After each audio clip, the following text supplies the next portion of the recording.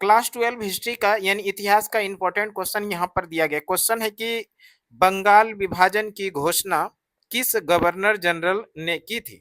सीधा सा प्रश्न पूछा गया कि बंगाल विभाजन की घोषणा किस गवर्नर जनरल ने की थी और ऑप्शन दिया गया। ऑप्शन ए है लॉर्ड कर्जन, ऑप्शन बी है लॉर्ड रिपन, ऑप्शन सी है लॉर्ड माउंटबेटन, ऑप्शन डी है लॉर्ड डलहौजी। आपके अकॉर्डिंग इस सवाल का सही जवाब क्या होगा? कमेंट में जरूर बताइए, आपके कमेंट का इंतजार रहेगा। वैसे इस सवाल का जवाब हम लोग भी देखेंगे कि बंगाल विभाजन की घोषणा किस गवर्नर जनरल ने की थी। उसके पहले बंगाल विभाजन से संबंधित यहाँ पर जितना भी प्रश्न बनेगा उन सभी प्रश्नों को पहले कवर कर लेते हैं ताकि इसके आसपास से आपके एग्जाम में प्रश्न पूछा जाए तो आप लोग बनाकर आ सके। पहले इसको कवर करते हैं, उसके बाद फिर सही आंसर देखेंगे। सबसे पहला चीज ध्यान रखना है कि बंगाल विभाजन, ये जो बंगाल विभाजन हुआ था, इस बंगाल विभाजन का घोषणा किसने किया? पहला प्रश्न तो यही बनेगा। बंगाल विभाजन की घोषणा जो किया था वो किया था लॉर्ड कर्जन ने। बंगाल विभाजन की घोषणा किसने किया? बंगाल विभाजन करने की घोषणा किया था लॉर्ड कर्जन ने। लॉर्ड कर्जन उस समय भारत के गवर्नर जनरल या वायसराय, जो तत्कालीन वायसराय थे, लॉर्ड कर्जन, इसी लॉर्ड कर्जन ने बंगाल विभाजन की घोषणा किया था। अगर बात किया जाए बंगाल विभाजन की घोषणा कब हुआ, तो बंगाल विभाजन की घोषणा होती है 19 जुलाई 1905 को। बंगाल को दो प्रांतों में विभाजित किया जाएगा, इसकी घोषणा कब होती है? इसकी घोषणा होती है 19 जुलाई 1905 को। बंगाल विभाजन की घोषणा किसने किया था? तो लॉर्ड कर्जन ने बंगाल विभाजन की घोषणा किया था। और इसके बाद जो है बंगाल का विभाजन किया जाएगा, इसकी घोषणा 19 जुलाई 1905 के बाद जो है यहाँ पर बंगाल में बहुत बड़ा आंदोलन हुआ। और ये डेट है 7 अगस्त 1947 का, 7 अगस्त 1905 का। 7 अगस्त 1905 को बंगाल के लोग कलकत्ता के टाउन हॉल पहुंचते हैं। कहाँ पर? तो बंगाल के लोग कहाँ पहुंचते? बंगाल के लोग कलकत्ता के टाउन हॉल पहुंचते हैं। कलकत्ता के टाउन हॉल, कलकत्ता का टाउन हॉल पहुंचते हैं। और इसी टाउन हॉल में पहुंचकर बंगाल के लोग इस बंगाल विभाजन जो किया जाएगा इसका विरोध करते हैं। विरोध किस किस तरह से किया? सबसे पहला चीज़ ध्यान रखिएगा, विदेशी वस्तुओं का बहिष्कार किया गया। विदेशी वस्तुओं का बहिष्कार, विदेशी वस्तुओं का बहिष्कार, विदेशी वस्तुओं का बहिष्कार किया गया। तो इस तरह से विदेशी वस्तुओं का जो बहिष्कार किया गया, तो इस आंदोलन का नाम यहीं पर से बहिष्कार आंदोलन पड़ा। तो इस आंदोलन का नाम क्या पड़ा? बहिष्कार आंदोलन पड़ा। यहाँ पर जो आंदोलन हुआ बंगाल विभाजन के घोषणा के विरोध में, 7 अगस्त 1905 को बंगाल के लोग कलकत्ता के टाउन हॉल पहुँचते हैं और इसी टाउन हॉल में लोग प्रदर्शन करते हैं, विदेशी वस्तुओं का बहिष्कार किया जाता है, इसलिए इस आंदोलन का नाम बहिष्कार आंदोलन पड़ा। दूसरा काम क्या हुआ? स्वदेशी वस्तुओं को अपनाया गया। स्वदेशी वस्तुओं को अपनाया गया। स्वदेशी वस्तुओं को अपनाया गया। स्वदेशी वस्तुओं को अपनाया गया। स्वदेशी वस्तुओं को अपनाया गया। इसलिए स्वदेशी वस्तुओं को जो अपनाया गया, यहाँ पर जो आंदोलन हुआ, इसलिए इस आंदोलन को स्वदेशी आंदोलन भी कहते हैं। स्वदेशी आंदोलन, इसको क्या कहा जाता है? तो इसको कहा जाता है स्वदेशी आंदोलन। और ये जो आंदोलन हुआ यहाँ पर बंगाल विभाजन के विरोध में आंदोलन हुआ, इसलिए इसको बंग भंग आंदोलन कहा जाता है। बंग भंग आंदोलन, बंग भंग आंदोलन। बंगाल विभाजन के विरोध में ये आंदोलन हुआ, इसलिए इसको क्या कहा जाता है? बंग भंग आंदोलन। यहाँ पर अगर हम लोग बात करें बहिष्कार आंदोलन, स्वदेशी आंदोलन और बंग भंग आंदोलन, ये सभी आंदोलन एक ही है। बहिष्कार आंदोलन, स्वदेशी आंदोलन और बंग भंग आंदोलन बंगाल विभाजन के विरोध में बंगाल के लोग कलकत्ता के टाउन हॉल पहुंचते हैं और उसके बंगाल विभाजन के विरोध में आंदोलन करते हैं, इसलिए इसका नाम बहिष्कार आंदोलन पड़ा। स्वदेशी वस्तुओं को अपनाया गया, इसलिए इसका नाम स्वदेशी आंदोलन पड़ा और बंगाल विभाजन के विरोध में ये आंदोलन किया जा रहा था, इसलिए इसका नाम बंग भंग आंदोलन पड़ा। थोड़ा सा और हम लोग बात करें, ये जो 7 अगस्त है, 7 अगस्त को प्रत्येक वर्ष कौन सा दिवस मनाया जाता है? 7 अगस्त को प्रत्येक वर्ष हथकरघा दिवस मनाया जाता है। हथकरघा दिवस, हथकरघा दिवस प्रत्येक वर्ष कब मनाया जाता है? तो हथकरघा दिवस प्रत्येक वर्ष 7 अगस्त को मनाया जाता है। याद रखिएगा, 7 अगस्त को और कौन सा दिवस मनाया जाता है? हथकरघा दिवस तो मनाया ही जाता है, इसके साथ ही साथ 7 अगस्त को मनाया जाता है भाला फेंक दिवस। भाला फेंक दिवस, भाला फेंक दिवस क्यों मनाया जाता है? क्योंकि 7 अगस्त 7 अगस्त 2020 में टोक्यो के अंदर जो ओलंपिक खेल चल रहा था, इस ओलंपिक खेल में नीरज चोपड़ा ने भाला फेंक यानी जेवलिन थ्रो में भाला फेंक करके गोल्ड मेडल जीता था। वो डेट था 7 अगस्त 2020, इसलिए 7 अगस्त को भाला फेंक दिवस भी मनाया जाता है। तो 7 अगस्त को कौन कौन सा दिवस मनाया जाता है? सबसे पहला तो हथकरघा दिवस मनाया जाता है और उसके साथ साथ में भाला फेंक दिवस यानी जेवलिन थ्रो डे मनाया जाता है। ठीक है, तो ये 7 अगस्त 1905 को बंगाल विभाजन के विरोध में बंगाल के लोग कलकत्ता के टाउन हॉल पहुंचकर विदेशी वस्तुओं का बहिष्कार किया जाता है, इसलिए इसका नाम बहिष्कार आंदोलन पड़ा। और इस विदेशी वस्तुओं को जब बहिष्कार किया गया तो उसके स्थान पर स्वदेशी वस्तुओं को अपनाया गया, इसलिए इसका नाम स्वदेशी आंदोलन पड़ा। और ये जो आंदोलन किया गया था बंगाल विभाजन के विरोध में ही किया गया था, इसलिए इसका नाम बंग भंग आंदोलन पड़ा। एक सवाल और याद रखिएगा, बंगाल विभाजन के विरोध में जो ये बंग भंग आंदोलन हुआ था, इस बंगाल विभाजन के विरोध में बंग भंग आंदोलन का जो प्रेरक गीत बनाया गया था, प्रेरक गीत, वो किसको बनाया गया था? प्रेरक गीत बनाया गया था वंदे मातरम को। याद रखिएगा, वंदे मातरम उस समय प्रेरक गीत बनाया गया था। ठीक है, अब यहाँ पर प्रश्न आएगा कि बंगाल विभाजन की घोषणा 19 जुलाई 1905 को हुआ था और बंगाल 2 प्रांतों में फाइनली विभाजित हो जाएगा। और ये घोषणा जो था, ये डेट लाइन जो था, घोषणा हुआ था 19 जुलाई 1905 को, लेकिन बंगाल 2 प्रांतों में फाइनली विभाजित हो जाएगा। इसका जो डेट था, ये डेट था 16 अक्टूबर 1905। 16 अक्टूबर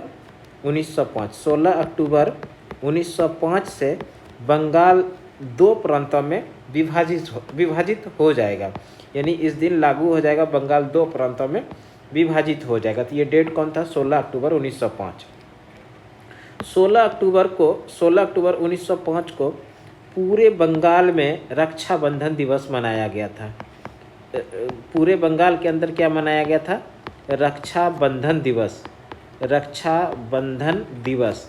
और ये जो रक्षाबंधन दिवस मनाया गया था, तो बंगाल का जो विरोध किया जाता, बंगाल विभाजन का जो विरोध किया जा रहा था, तो इस बंगाल विभाजन के विरोध में रविंद्रनाथ टैगोर के कहने पर, रविंद्रनाथ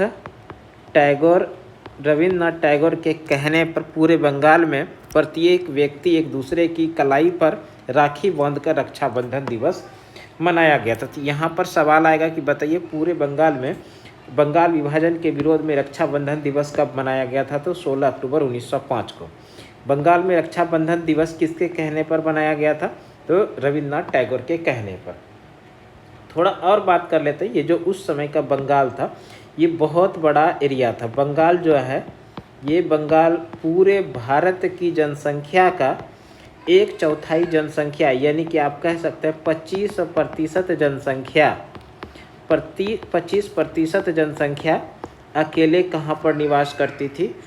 25% जनसंख्या बंगाल में निवास करती थी। इसको याद रखिएगा, पूरे भारत की जनसंख्या का 1/4 यानी 25% जनसंख्या, पूरे जनसंख्या 25% जनसंख्या कहाँ पर है? तो बंगाल में था। और तब के बंगाल में, बंगाल तो था ही, बंगाल के साथ साथ में पश्चिम बंगाल तो था ही, और पश्चिम बंगाल, इस बंगाल में के कौन कौन शामिल थे?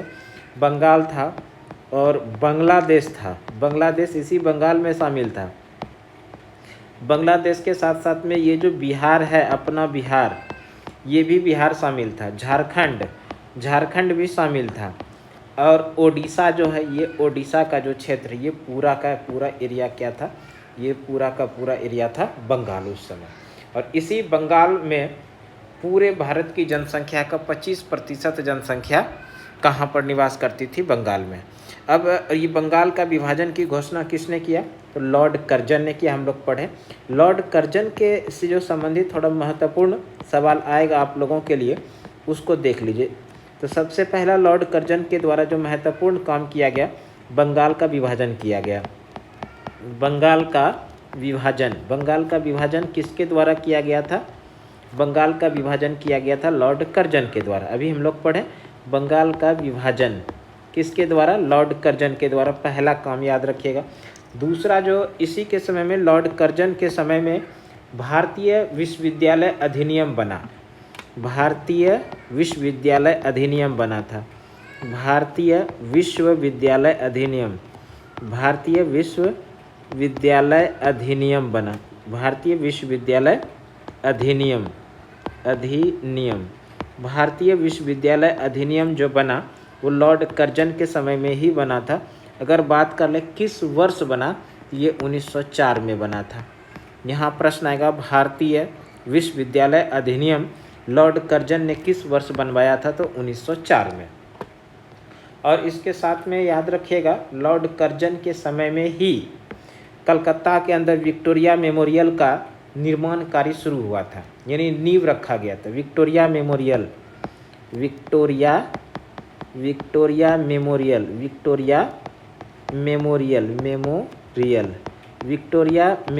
की नींव रखी गई थी।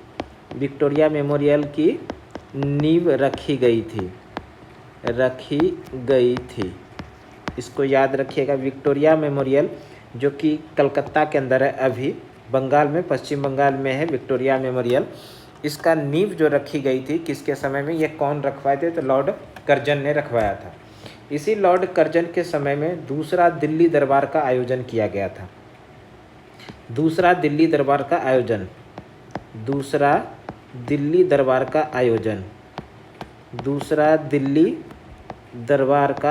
कराया गया था। दूसरा दिल्ली दरबार का आयोजन कराया गया था। अब यहाँ पर प्रश्न आएगा कि दूसरा दिल्ली दरबार का आयोजन कराया गया था किस वर्ष? तो हम लोग आंसर करेंगे दूसरा दिल्ली दरबार का आयोजन कराया गया था 1903 में। अगर हम लोग थोड़ा देख रहे हैं दूसरा दिल्ली दरबार का आयोजन, तो पहला दिल्ली दरबार किस वर्ष हुआ? थोड़ा जान लीजिए। पहला की बात करें तो पहला जो दिल्ली दरबार हुआ था, पहला दिल्ली दरबार का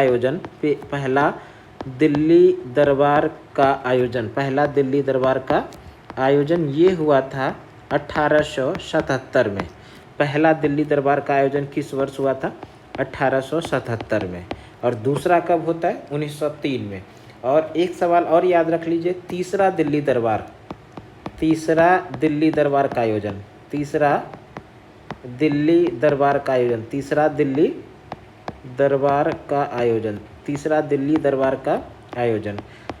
जो दिल्ली दरबार का आयोजन किया गया था, ये किया गया था 1911 में। 1911 में जो तीसरा दिल्ली दरबार का आयोजन किया गया था, इसी दिल्ली दरबार के आयोजन में प्रमुख घोषणा में से एक घोषणा हुआ था, बंगाल विभाजन को रद्द किया जाएगा। बंगाल विभाजन को रद्द किया जाएगा, इसकी घोषणा। बंगाल विभाजन को रद्द करने की घोषणा। बंगाल विभाजन को रद्द करने की घोषणा कब होता है? तो वो होता है 1911 के तीसरे दिल्ली दरबार के आयोजन में। और इसके साथ साथ में बिहार को एक अलग राज्य बनाया जाएगा। बिहार को बंगाल से अलग प्रांत बनाया जाएगा। बिहार को बंगाल से अलग प्रांत बनाया जाएगा। बिहार को बंगाल से अलग प्रांत बनाया जाएगा। इसकी भी घोषणा हुई थी, बनाया जाएगा, ये घोषणा हुआ। और एक महत्वपूर्ण घोषणा हुआ था, भारत की राजधानी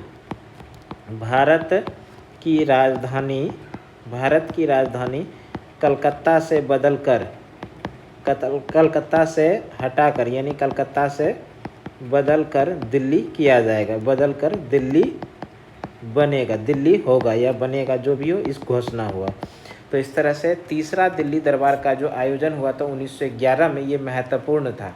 क्यों? बंगाल विभाजन को रद्द करने की घोषणा हुई। दूसरा, बिहार को बंगाल से एक अलग प्रांत बनाया जाएगा और भारत की राजधानी कलकत्ता से बदलकर कहाँ किया जाएगा? दिल्ली किया जाएगा। ये घोषणा होती है 1911 में। और भारत की राजधानी दिल्ली किस वर्ष बनी? तो 1912 में। भारत की राजधानी दिल्ली बनी 1912 में। और घोषणा कब हुई थी? तो 1911 में। और बिहार एक अलग जो प्रांत बना, ये बना 22 मार्च 1912 को। 22 मार्च 1912 को बिहार बंगाल से एक अलग प्रांत बनाया गया और इस बिहार में उड़ीसा और झारखंड भी शामिल था। ठीक है, ये तीसरा दिल्ली दरबार का आयोजन हुआ। तो इस तरह से भारतीय इतिहास में कुल मिला के 3 दिल्ली दरबार का आयोजन किया गया। पहला दिल्ली दरबार 1877 में किया गया था और दूसरा दिल्ली दरबार 1903 में किया गया लॉर्ड कर्जन के समय में, और तीसरा दिल्ली दरबार जो किया गया 1911 में। और इस समय भारत के जो गवर्नर जनरल थे वो थे लॉर्ड हार्डिंग द्वितीय। लॉर्ड हार्डिंग द्वितीय के समय में तीसरा दिल्ली दरबार का आयोजन किया गया था। हम लोग आ जाते हैं प्रश्न पर, जो कि आपको प्रश्न एग्जाम के अंदर पूछा गया था और उसका हम लोग एक्सप्लेनेशन कर रहे थे। तो हम लोग प्रश्न पर आते हैं, प्रश्न क्या पूछा गया था। देखिए, हम लोग तो बंगाल विभाजन के बारे में पूरा डिटेल से पढ़ चुके हैं और बंगाल विभाजन की घोषणा जो किया था वो किसने किया था, हम लोग पढ़ चुके हैं, लॉर्ड कर्जन ने किया था। और यहाँ पर लॉर्ड कर्जन, देखिए ऑप्शन ए के अंदर इस प्रश्न का सही आंसर हो जाएगा ऑप्शन ए, यानी Lord Curzon is the right answer. Video पसंद आए तो लाइक, सब्सक्राइब, शेयर करना ना भूलिए दोस्तों। Thank you so much.